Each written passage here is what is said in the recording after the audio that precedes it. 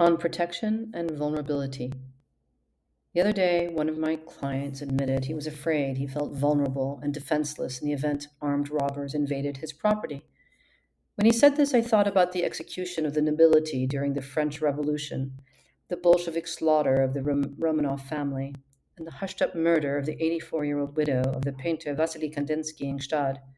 In our times, I have to admit that during the days of the George Floyd violence, I set my burglar alarm at night and was on the verge of buying a gun, which a friend in Seattle ended up doing.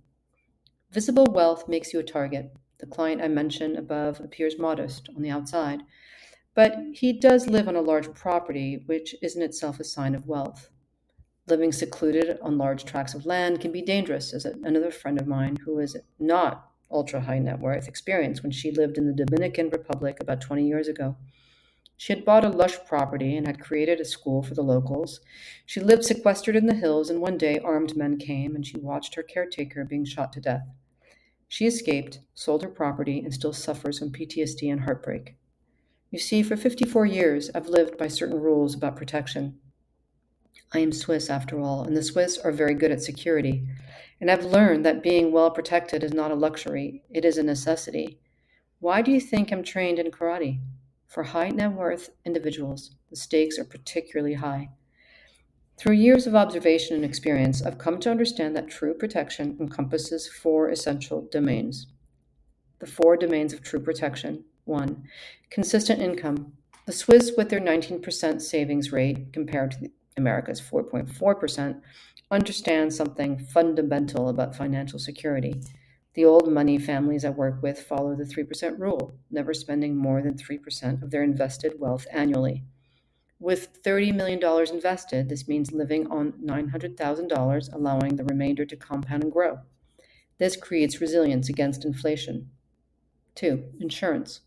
I think of the family that lost everything in a $14 million lawsuit after their adult child's drunk driving accident. For ultra high net worth families in America's litigious society, a $10 million umbrella policy is simply prudent, as it could have protected their home and other assets to a better degree. Yet insurance takes many forms. Some of my clients opt for concierge healthcare in addition to traditional health insurance. My friends and elderly relatives struggle to get proper care, even with private coverage. Three, safety systems. Safety systems are not only the obvious ones. Yes, there are alarms and security measures, but true safety runs deeper.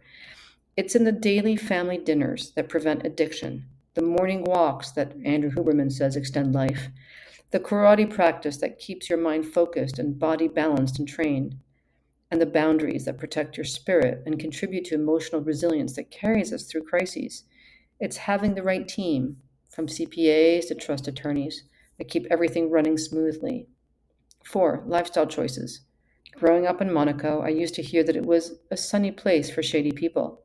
Similarly, when they started paving roads in my secret town in Costa Rica, the locals would say, good roads bring bad people. Even my friend, who runs a little eco lodge, says he prefers to keep things shabby to avoid attracting the rich Russian types who act entitled and demand the impossible. I really wish they'd stick with St. Bart's. I think of the jewelry shop in Gstad that faced annual robberies until they finally closed.